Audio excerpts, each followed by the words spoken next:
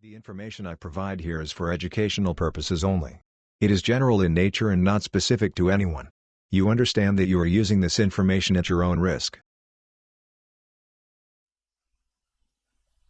Hey guys, the trading ಜಾಬ್ಗೆ ಸ್ವಾಗತ. So ಇಲ್ಲಿವರೆಗೂ ನಾವು ಸುಮಾರಷ್ಟು ವಿಡಿಯೋಗಳನ್ನು ಆಲ್ರೆಡಿ ಮಾಡಿದ್ದೀನಿ. ಸೊ ಅದರಲ್ಲಿ ಸೈಕಾಲಜಿ ಇರ್ಬೋದು ಅಥವಾ ಟೆಕ್ನಿಕಲ್ ಅನಾಲಿಸಿಸ್ ಇರ್ಬೋದು ಅಥವಾ ಇನ್ನೂ ಬೇರೆ ಬೇರೆ ಬೇಸಿಕ್ ವಿಷಯಗಳಿರ್ಬೋದು, ಇದನ್ನೆಲ್ಲ ತಿಳಿಸಿದ್ದೀನಿ. ಹಾಗೆ ಅದರಲ್ಲಿ ಇನ್ನೂ ಕೂಡ ಅಪ್ಡೇಟ್ಗಳು ಏನೇನೋ ವಿಷಯಗಳು ಇದೆ. ಸೊ ಅದನ್ನು ಕೂಡ ಮುಂದೆ ಹೇಳೋಕ್ಕಿದೆ. ಸೊ ಟೆಕ್ನಿಕಲ್ ಅನಾಲಿಸಿಸ್ ಅಂದ ತಕ್ಷಣ ಬರೀ ಒಂದು ಕ್ಯಾಂಡಲ್ ಸ್ಟಿಕ್ಸ್ ಇರ್ಬೋದು, ಪ್ಯಾಟರ್ನ್ಸ್ ಇರ್ಬೋದು, ಸಪೋರ್ಟ್ ಆ್ಯಂಡ್ ರೆಸಿಸ್ಟೆನ್ಸ್ ಇರ್ಬೋದು, ಅಥವಾ ಪ್ರೈಸ್ ಆ್ಯಕ್ಷನ್, ಪ್ರೈಸನ್ನು ಹೇಗೆ ರೀಡ್ ಮಾಡೋದು ಅನ್ನೋದಿರ್ಬೋದು, ಕೆಲವೊಂದಿಷ್ಟು ಇಂಡಿಕೇಟ್ರ್ಗಳನ್ನು ಸಪೋರ್ಟಿವ್ ಆಗಿ ಯೂಸ್ ಮಾಡೋದಿರ್ಬೋದು. ಇದಿಷ್ಟೇನಾ ಅಂತಂದರೆ ಅಷ್ಟೇ ಅಲ್ಲ. ಸೊ ಪ್ರೈಸ್ ಆ್ಯಕ್ಷನ್ನಲ್ಲಿ ಇನ್ನೂ ಹಲವಾರು ವಿಷಯಗಳು ಬರುತ್ತೆ ಟೆಕ್ನಿಕಲ್ ಅನಾಲಿಸಿಸಲ್ಲಿ. ಸೊ ಮೇಜರಾಗಿ ಒಂದು ಹೈ ಲೆವೆಲ್ ಅನಾಲಿಸಿಸ್ ಅಂದರೆ, ಈಗ ನೀವು ಟ್ರೇಡಿಂಗ್ ಮಾಡೋರ ಹತ್ರ ತುಂಬ ಜನ ಹತ್ರ ಕೇಳಿರ್ಬೋದು, ಓಕೆ ಇಲಿಯಟ್ ವೇವ್ ಅನಾಲಿಸಿಸ್ ಅಥವಾ neo wave analysis, neo wave theory, Eliot wave theory ಅನ್ನುವಂಥದ್ದು ಸಿಕ್ಕಾಪಟ್ಟೆ ಒಂದು ಅಡ್ವಾನ್ಸ್ ಆಗಿರುವಂಥ ಅನಾಲಿಸಿಸ್ ಅಥವಾ ಥಿಯರಿ ಅಂತ ಹೇಳ್ಬೋದು. ಅಡ್ವಾನ್ಸ್ ಅಂದ ತಕ್ಷಣ ಇದು ಏನು ಭಾಳ ಕಷ್ಟನಾ ಅಂತಂದರೆ, ಒಂದು ಲೆಕ್ಕದಲ್ಲಿ ನೋಡೋದಾದರೆ ಕಷ್ಟ ಅಷ್ಟೊಂದು ಇಲ್ಲ. ಅಂದರೆ ಅರ್ಥ ಮಾಡಿಕೊಂಡು ನಾವು ಸ್ಟಡಿ ಮಾಡಿದಾಗ ಕಷ್ಟ ಇರೋದಿಲ್ಲ. ಬಟ್ ಸ್ಟಾರ್ಟಿಂಗಲ್ಲಿ ಅಂದರೆ ಏನು ಗೊತ್ತಿಲ್ಲದೆ ಇರೋರಿಗೆ, ಬರೀ ಟೆಕ್ನಿಕಲ್ ಅನಾಲಿಸಿಸ್ ಸ್ಟಾರ್ಟಿಂಗಲ್ಲಿರೋರಿಗೆ ಅಥವಾ ಟೆಕ್ನಿಕಲ್ ಅನಾಲಿಸಿಸನ್ನು ತುಂಬ ಒಂದು ದಿನಗಳಿಂದ ಸ್ಟಡಿ ಮಾಡಿರೋರಿಗೂ ಕೂಡ, ಟ್ರೇಡಿಂಗ್ ಮಾಡ್ತಾ ಇರೋರು ಕೂಡ ಈ ಇಲಿಯಟ್ ವೇವ್ ಥಿಯರಿ ಅನ್ನುವಂಥದ್ದು ಅಷ್ಟು ಈಸಿ ಅಲ್ಲ. ಸೊ ಅಂದರೆ ಇದರಲ್ಲಿ ಸುಮಾರಷ್ಟು ವಿಷಯಗಳನ್ನು ನೀವು ನೋಡುವಂಥದ್ದು ಇರುತ್ತೆ. ಸೊ ಹಾಗಾಗಿ ಅಷ್ಟೊಂದು ಈಸಿ ಅಲ್ಲ. ಬಟ್ ಇದನ್ನು ನೀವು ಪ್ರಾಪರಾಗಿ ತಿಳ್ಕೊಂಡ್ರೆ ಮಾರ್ಕೆಟ್ ನೆಕ್ಸ್ಟ್ ಏನು ಮಾಡುತ್ತೆ ಅನ್ನುವಂಥದ್ದು ನಿಮಗೆ ಮೊದಲೇ ಗೊತ್ತಾಗುತ್ತೆ. ಸೊ ಹಾಗಾಗಿ ಮೋಸ್ಟ್ ಆಫ್ ದಿ ಟೈಮ್ ಪ್ರತಿ ಸರಿನೂ ಗೊತ್ತಾಗುತ್ತೆ. ಈಗ ನಾಳೆ ಏನು ಮಾಡುತ್ತೆ ಅಥವಾ ನೆಕ್ಸ್ಟ್ ಇನ್ನು 5 ನಿಮಿಷಕ್ಕೆ ಏನು ಮಾಡುತ್ತೆ ಗೊತ್ತಾಗುತ್ತೆ. ಅಂದರೆ ಅಷ್ಟೊಂದು ಶಾರ್ಟ್ ಟರ್ಮ್ ಆಗಿ ಥಿಂಕ್ ಮಾಡುವಂಥ ಇದಿಲ್ಲ.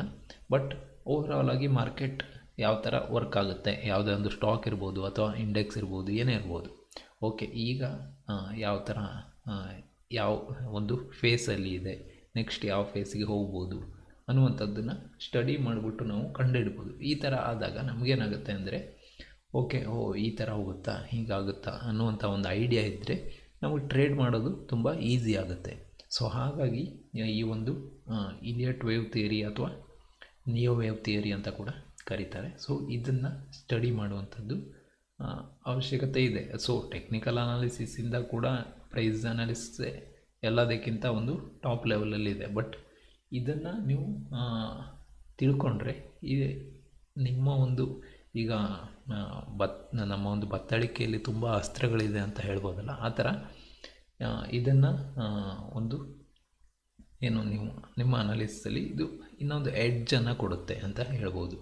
ಸೊ ಹಾಗಾದರೆ ಈ ಇಲಿಯಟ್ ವೇವ್ ಥಿಯರಿ ಅಥವಾ ನಿಯೋ ವೇವ್ ಥಿಯರಿ ಅಂದರೆ ಏನು ಅನ್ನೋದನ್ನು ಒಂದು ಚಿಕ್ಕದಾಗಿ ಇಂಟ್ರೊಡಕ್ಷನ್ ಅನ್ನು ನೋಡೋಣ ಇವತ್ತಿನ ವಿಡಿಯೋದಲ್ಲಿ. ಸೊ ಹಾಗಾದರೆ ಈ ಇಲಿಯಟ್ ವೇವ್ ಥಿಯರಿ ಅನ್ನೋದು ಏನು ಅಂತ ನೋಡಿದಾಗ, Ralph Nelson Elliott developed the Elliott wave theory in 1930, was an American accountant and author. So Ralph Nelson Elliott ಅನ್ನುವಂಥ ಒಬ್ಬ ವ್ಯಕ್ತಿ ಈ ಒಂದು ಇಲಿಯಟ್ ವೇವ್ ಥಿಯರಿನ 1930ರಲ್ಲಿ ಏನು ಕಂಡುಹಿಡ್ದ ಅಥವಾ ಒಂದು ಡೆವಲಪ್ ಮಾಡ್ದ ಅಂತ ಹೇಳ್ಬೋದು. ಸೊ ಅವನು ಬೇಸಿಕಲಿ ಅಮೇರಿಕಾದ ಒಬ್ಬ ಅಕೌಂಟೆಂಟ್ ಮತ್ತು ಆಥರ್ ಅಂತ. ಸೊ ಅವನ ಹೆಸರು ರಾಲ್ಫ್ ನೆಲ್ಸನ್ ಎಲಿಯಟ್ ಅಂತ. ಸೊ ಅವನು ಕಂಡುಹಿಡಿದಿರುವಂಥ ಈ ಥಿಯರಿಗೆ ಸೊ ಅವನ ಹೆಸರನ್ನು ಇಟ್ಟು ಎಲಿಯಟ್ ವೇವ್ ಥಿಯರಿ ಅಂತ ಕರೆದರು. ಸೊ ಇದು ಎಲಿಯಟ್ ವೇವ್ ಥಿಯರಿ ಅಂದರೆ ಏನು ಅಥವಾ ಯಾರು, ಹೇಗೆ ಇದಕ್ಕೆ ಈ ಹೆಸರು ಬಂತು ಅಥವಾ ಯಾರು ಕಂಡುಹಿಡಿದ್ರು ಅನ್ನುವಂಥದ್ದಾಯಿತು.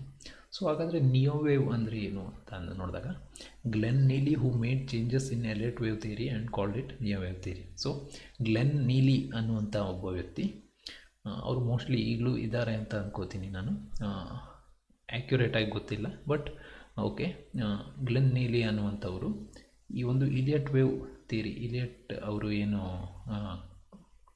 ಇದು ಡೆವಲಪ್ ಮಾಡಿದ್ರಲ್ಲ ಆ ಥಿಯರಿಯನ್ನು ಇವರು ಸ್ವಲ್ಪ ಮಾಡಿಫೈ ಮಾಡಿದ್ರು. ಅಂದರೆ ಅದರಲ್ಲಿ ಈಗ ಯಾವುದೇ ಒಂದು ವಸ್ತು ಇರ್ಬೋದು ಅಥವಾ ಯಾವುದೇ ಒಂದು ಇದಿರ್ಬೋದು, ಅದನ್ನು ನಾವು ಸ್ಟಾರ್ಟಿಂಗಲ್ಲಿ ಅದರಲ್ಲಿ ಏನು ಕೆಲವೊಂದಿಷ್ಟು ದೋಷಗಳಿರುತ್ತೆ, ಅದನ್ನು ಏನೋ ಒಂದು ಮಾಡಿದಾಗ.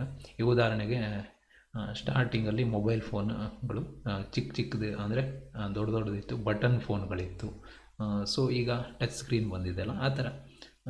ಸೊ ಅದರಲ್ಲಿ ಮಾಡಿಫಿಕೇಷನ್ ಅಥವಾ ಒಂದು ನೆಕ್ಸ್ಟ್ ಅಡ್ವಾನ್ಸ್ ಆಗಿ ಏನೇನೋ ಮಾಡಿಫಿಕೇಷನ್ಗಳು ಅಥವಾ ಇನ್ನೂ ಕ್ಲಿಯರಾಗಿ ಏನೋ ಒಂದು ಕೊರತೆ ಇರುತ್ತೆ, ಅದರಲ್ಲಿ ಏನೋ ಒಂದು ಪ್ರಾಬ್ಲಮ್ ಇರುತ್ತೆ ಚಿಕ್ಕ ಪುಟ್ಟ, ಅದನ್ನೆಲ್ಲ ಸರಿ ಮಾಡುವಂಥದ್ದು ಇರ್ಬೋದು. ಈ ಥರ ಗ್ಲೆನ್ ನೀಲಿ ಅನ್ನುವಂಥವ್ರು ಈ ಎಲಿಯಟ್ ವೇವ್ ಥಿಯರಿಯನ್ನೇ ತಗೊಂಡು ಅದರಲ್ಲಿ ಕೆಲವೊಂದಿಷ್ಟು ಮಾಡಿಫಿಕೇಷನ್ಗಳನ್ನು ಮಾಡಿ ಅದನ್ನು ಏನು ನಿಯೋ ವೇವ್ ಥಿಯರಿ ಅಂತ ಮಾಡಿದ್ರು. ಸೊ ಅದಕ್ಕೆ ನಿಯೋ ವೇವ್ ಥಿಯರಿ ಅಂತ ಕರೀತಾರೆ. ಸೊ ಹಾಗಾಗಿ ಇಲಿಯಟ್ ವೇವ್ ಥಿಯರಿ ಇರ್ಬೋದು ಅಥವಾ ನಿಯೋ ವೇವ್ ಥಿಯರಿ ಇರ್ಬೋದು, ಎರಡೂ ಕೂಡ ಒಂದೇ ಅಂದರೆ ಅದರಿಂದ ಸ್ವಲ್ಪ ಏನು ಮಾಡಿಫಿಕೇಷನ್ ಆಗಿರುವಂಥ ವಿಷಯಗಳು. ಸೊ ಹಾಗಾಗಿ ನೆಕ್ಸ್ಟ್ ಬರುವಂಥ ಚಾಪ್ಟರ್ಗಳಲ್ಲಿ ಅಥವಾ ನೆಕ್ಸ್ಟ್ ಯಾರೇ ಏನೋ ಇಲಿಯಟ್ ವೇವ್ ಥಿಯರಿ ಅಥವಾ ನಿಯೋ ವೇವ್ ಥಿಯರಿ ಅಂದಾಗ ಕನ್ಫ್ಯೂಸ್ ಆಗುವಂಥ ಅವಶ್ಯಕತೆ ಇಲ್ಲ.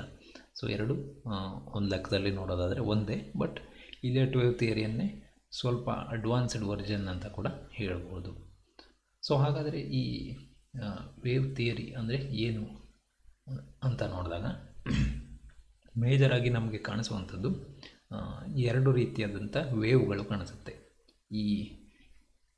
ಈ ಒಂದು ಚಾಪ್ಟ್ರಲ್ಲಿ ನಾನು ಹೇಳುವಂಥದ್ದನ್ನು ಜಸ್ಟ್ ನೀವು ನೋಟ್ ಮಾಡಿಟ್ಕೊಳ್ಳೋದು ಒಳ್ಳೆಯದು. ಯಾಕೆಂದರೆ ಮುಂದಿನ ಒಂದು ಚಾಪ್ಟರ್ಗಳಲ್ಲಿ ಇದು ಏನು ಅನ್ನುವಂಥದ್ದನ್ನು ನಾನು ತೋರಿಸ್ತೀನಿ. ಸೊ ಈಗ ಬರೀ ಯಾವ್ಯಾವುದು ಅಂತ ಅಷ್ಟೇ ಹೇಳ್ತೀನಿ ಹೊರತು ನೆಕ್ಸ್ಟ್ ಚಾಪ್ಟರ್ಗಳು ಬಂದಾಗ ಒಂದೊಂದೇ ಪಾಯಿಂಟ್ಗಳನ್ನು ಸ್ಪೆಸಿಫಿಕ್ಕಾಗಿ ಹೇಳ್ತಾ ಹೋಗ್ತಾನೆ. ಸೊ ಹಾಗಾಗಿ ವೇವ್ ಅಂದ ತಕ್ಷಣ ವೇವಲ್ಲಿ ಎರಡು ಟೈಪ್ ವೇವ್ ಇರುತ್ತೆ. ಒಂದು ಇಂಪಲ್ಸ್ ವೇವ್, ಇನ್ನೊಂದು ಕರೆಕ್ಟಿವ್ ವೇವ್. ಇಂಪಲ್ಸ್ ಅಂದರೆ ಏನು, ಕರೆಕ್ಟಿವ್ ಅಂದರೆ ವೇವ್ ಅಂದರೆ ಏನು ಅನ್ನೋದನ್ನು ಕೂಡ ನೆಕ್ಸ್ಟ್ ಹೇಳ್ತೀನಿ. ಬಟ್ ಇಂಪಲ್ಸ್ ವೇವ್ ಅಂದರೆ ಒಂದು ಡೈರೆಕ್ಷನಲ್ಲಿ ಹೋಗುವಂಥದ್ದು, ಒಂದು ಮೇಲೆ ಇರ್ಬೋದು ಅಥವಾ ಕೆಳಗಡೆ ಇರ್ಬೋದು, ಎರಡೂ ಇರ್ಬೋದು. ಯಾವುದೇ ಒಂದು ಡೈರೆಕ್ಷನಲ್ಲಿ ಒಂದು ವೇವ್, ಒಂದು ಲೈನ್ ಹೀಗೆ ಒಂದು ಸರಿ ಈಗ ಮಾರ್ಕೆಟ್ ಮೂವ್ ಆದರೆ ನೀವು ನೋಡ್ಬೋದು, ಯಾವುದೊಂದು ಸ್ಟಾಕ್ ಇರ್ಬೋದು ಅಥವಾ ನಿಫ್ಟಿ ಇರ್ಬೋದು, ಏನೇ ಇರ್ಬೋದು, ಅದು ಮೂವ್ ಆದರೆ ಒಂದು ಈಗ ಉದಾಹರಣೆಗೆ 20,000ದಿಂದ ಮೂವ್ ಆಯಿತು ಅಂತಂದರೆ ಒಂದು 22,000 ಹೀಗೆ ಮೇಲೆ ಹೋಗ್ತಾ ಇರುತ್ತೆ. ಆಮೇಲೆ ಅಲ್ಲಿಂದ ಕೆಳಗಡೆ ಬರುತ್ತೆ. ಈ ಥರ ಒಂದು ಮೂಮೆಂಟಲ್ಲಿ ಎಷ್ಟು ಹೋಗುತ್ತಲ್ಲ ಅದನ್ನು ಒಂದು ವೇವ್ ಅಂತ ಕರೀತಾರೆ. ಸೊ ಅದು ಮೇಲೇನೂ ಇರ್ಬೋದು, ಕೆಳಗಡೆನೇ ಇರ್ಬೋದು. ಅದಕ್ಕೆ ಆಪೋಸಿಟ್ಟಾಗಿ ಇನ್ನೊಂದು ವೇವ್ ಬರುತ್ತಲ್ಲ, ಒಂದು ಸರಿ ಮೇಲಾದರೆ ಮತ್ತೆ ಕೆಳಗೆ ಬರುತ್ತೆ ಅಥವಾ ಕೆಳಗಡೆ ಬಂದರೆ ಮೇಲೆ ಹೋಗುತ್ತಲ್ಲ, ಆ ಆಪೋಸಿಟ್ ಆಗಿರುವಂಥ ವೇವನ್ನು ಕರೆಕ್ಟಿವ್ ವೇವ್ ಅಂತ ಕರೀತಾರೆ.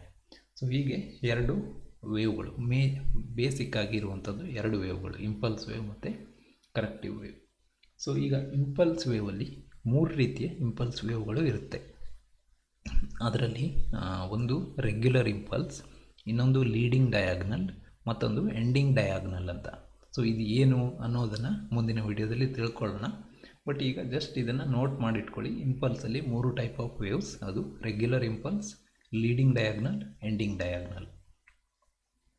ಸೊ ಇನ್ನು ನೆಕ್ಸ್ಟ್ ನೋಡೋದಾದರೆ ಕರೆಕ್ಟಿವ್ ವೇವಲ್ಲಿ ಕೂಡ 3 ಟೈಪ್ ಇರುತ್ತೆ.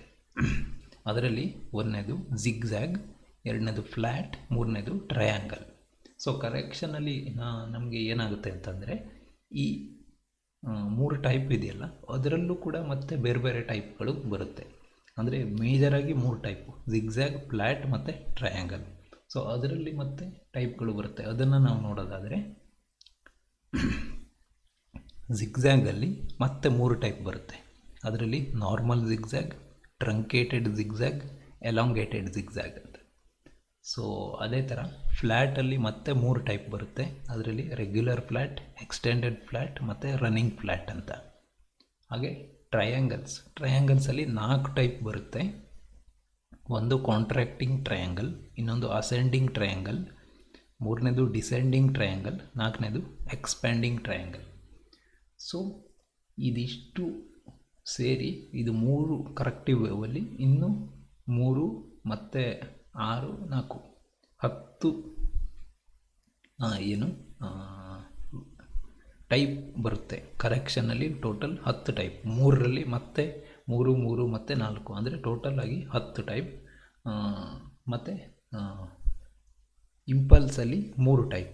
ಸೊ ಒಟ್ಟು 13 ರೀತಿಯ ವೇವ್ಗಳು ನಿಮಗೆ ಕಾಣಿಸುತ್ತೆ. ಸೊ ಈ 13ರಲ್ಲಿ ಯಾವ್ಯಾವುದು ಎಲ್ಲೆಲ್ಲಿ ಆಗ್ತಾಯಿದೆ ಅಂತ ಒಂದು ನಿಮ್ಗೆ ಗೊತ್ತಾಗ್ಬಿಟ್ರೆ ನೀವು ಮಾರ್ಕೆಟಲ್ಲಿ ನೆಕ್ಸ್ಟ್ ಏನಾಗುತ್ತೆ ಅನ್ನೋದನ್ನು ಈಸಿಯಾಗಿ ಕಂಡುಹಿಡಿಯುವಂಥ ಸಾಧ್ಯತೆ ಇರುತ್ತೆ, ನೀವು ಕರೆಕ್ಟಾಗಿ ಅನಾಲಿಸಿಸ್ ಮಾಡಿದ್ರೆ. ಸೊ ಹಾಗಾಗಿ ಇದಿಷ್ಟು ಒಂದು ಇಂಟ್ರೊಡಕ್ಷನ್ ಆಗಿತ್ತು. ಇದನ್ನು ನೀವು ನೋಟ್ ಮಾಡಿಟ್ಕೊಳ್ಳಿ. ಸೊ ಇಂಪಲ್ಸ್ ಅಂದರೆ ಏನು, ಇಂಪಲ್ಸ್ ಅಲ್ಲಿ ಎಷ್ಟು ಟೈಪು, ಕರೆಕ್ಟಿವ್ ವೇವ್ಸ್ ಅಂದರೆ ಏನು, ಅದರಲ್ಲಿ ಎಷ್ಟು ಟೈಪ್ ಅನ್ನೋದನ್ನು. ಸೊ ಇದನ್ನು ಒಂದೊಂದಾಗಿ ನೆಕ್ಸ್ಟು ನೋಡ್ತಾ ಹೋಗೋಣ. ಇದರಲ್ಲಿ ಯಾವ ಥರ ರೂಲ್ಸ್ಗಳು ಯಾವ ಥರ ಇರುತ್ತೆ ಮತ್ತು ಯಾವ ಥರ ಆದರೆ ನಮಗೆ ಇದು ಕನ್ಫರ್ಮ್ ಆಗುತ್ತೆ ಅನ್ನೋದೆಲ್ಲ ತುಂಬ ರೂಲ್ಸ್ಗಳಿದೆ. ಸೊ ಇದು ತುಂಬ ಈಸಿ ಇಲ್ಲ, ಟೆಕ್ನಿಕಲ್ ಅನಾಲಿಸ್ ಅಲ್ಲಿ ನೋಡಿದಾಗೆ ಅಷ್ಟೊಂದು ಈಸಿಯಾಗಿಲ್ಲ ಇದು. ಸೊ ಸ್ವಲ್ಪ ಕಾಂಪ್ಲೆಕ್ಸ್ ಇದೆ. ಸೊ ಹಾಗಾಗಿ ತುಂಬ ಒಂದು ಕಾನ್ಸಂಟ್ರೇಷನ್ ಬೇಕಾಗುತ್ತೆ, ಒಂದೇ ಸರಿ ಅರ್ಥ ಆಗೋದಿಲ್ಲ. ಸೊ ಇರಲಿ, ಆದರೂ ಕೂಡ ನಾವು ಒಂದೊಂದಾಗಿ ನೋಡೋಣ.